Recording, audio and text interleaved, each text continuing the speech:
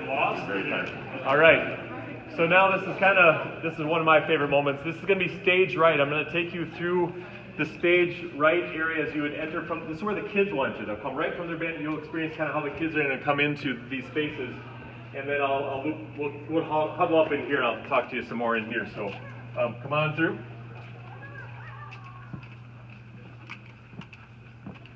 Just like the actors doing Hollywood. Holy! Wow. That's awesome. Yeah. It's not awesome, it's fantastic. Oh, wow. It's like I'm at the shower center. Oh my God, and that was pretty cool. This is beautiful. Oh my God, look at the pit. Yeah. So again, Long ways from my pit. when we took the temperature of the community and handed out that survey, the survey results said, the original number is like 11.5 million to build an auditorium with a balcony. And so we did is we just shoved it back stadium style. We studied 8 different facilities and kind of within the state and stole our favorite ideas from each of those: stage height, color of wood, these new acoustical panels that are made of wood that give it a really rich finish. Where you're standing right now, this is going to be handicap seating for wheelchair folks. There's an identical one on the other side, and then there's these 3 cutouts in the front of each of the back sections. That's where wheelchair seating. So about 830 seating with handicap seating accounted for. 810 assigned seats. We're going to go with the ticketing software for the musical, so you'll be assigned a seat. No more of the days where maybe people block off their favorite seat for the whole weekend. We just got to get away from that and just have it be a ticket situation to make sure that everyone's ticket is honored. So November 1st, 2nd, 3rd, and 4th, Wizard of Oz. Heidi Lofi brought that back from, I believe it was 2002. That was one of the more popular shows in school history, and we really wanted to have a show that celebrated in a manner that the whole community would get excited about the show. So next week, the elementary students are auditioning for the Munchkins. So we'll have lots of little kids in that show. It'll just be a show that everybody can enjoy. It'll take advantage that we have a full fly system. We have a trap door where the Wicked Witch can melt away. It does have, if you see that area, it came with, the board is very passionate about having a full fly so you could do legitimate big time shows in here, because we saved 1.5 million taking the balcony out. But we kept in the full fly, we kept in an orchestra pit so that you can have a legitimate space. We used to have like plywood walls that were painted black that you hid the orchestra. Yes. Yeah. Now we have a legitimate, it's wired for sound down there. You can have an invisible orchestra where the top of the stage comes out to the front edge, or you can have an exposed orchestra on risers so you can watch the kids play and have the front of stage be that exposed lip right there, and that would be front of stage. So you can do it 2 ways. Okay? Hold on. So I'm going to loop you out here.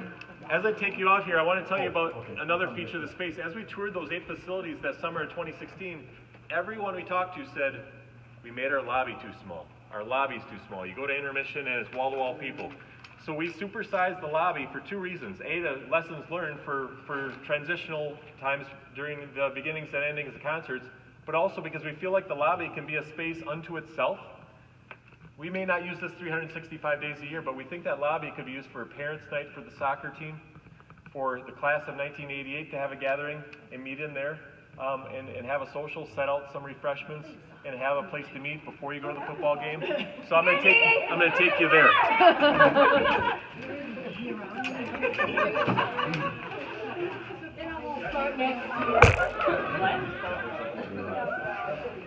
That's the auditorium thing? Yeah.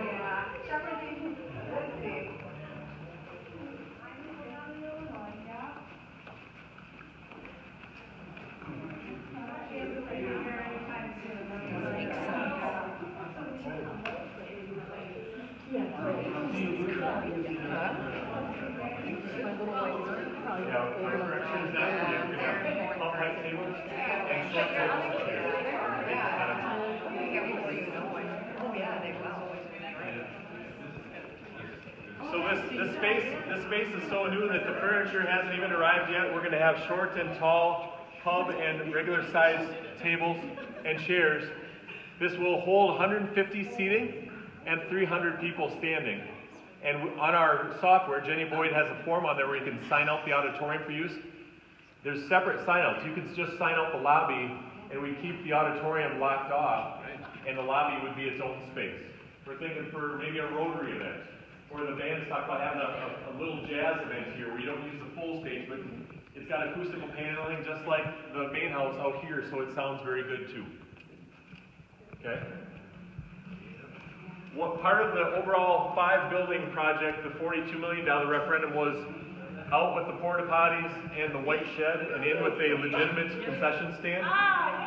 And so now that's where this parking lot is a critical piece of this. It holds 194 cars total, 185 regular, 9 handicapped. Friday night football games, ample parking, and a very, very nice concession stand. It was modeled after Lawrence University's concession stand by our architect, and they took that size and made it high school appropriate.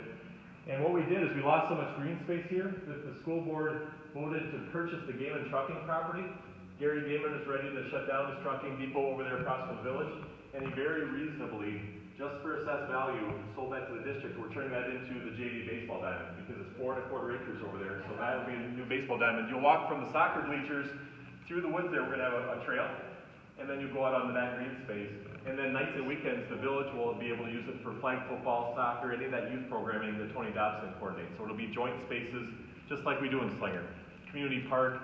The village actually owns the softball diamonds. That's part of their property at the middle school. We just share all these spaces because we have a rec department without very, very few of their own spaces. We've got the gyms and fields. They've got the programming. We just team up on it.